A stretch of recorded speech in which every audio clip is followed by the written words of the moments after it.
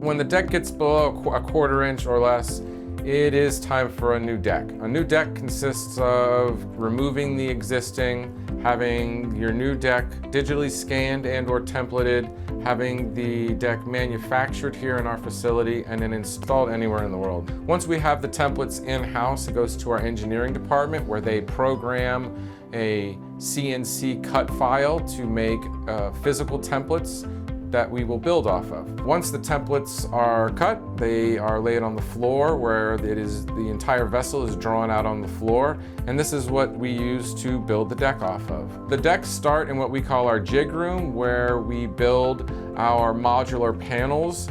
From there, they go to the trim floor where the margin boards, king planks, all the hatches are trimmed out, all the final details. After the deck's been completed and signed off for quality assurance, it's then packaged up in a custom-built crate and then is shipped anywhere in the world. From there, it's installed on your vessel.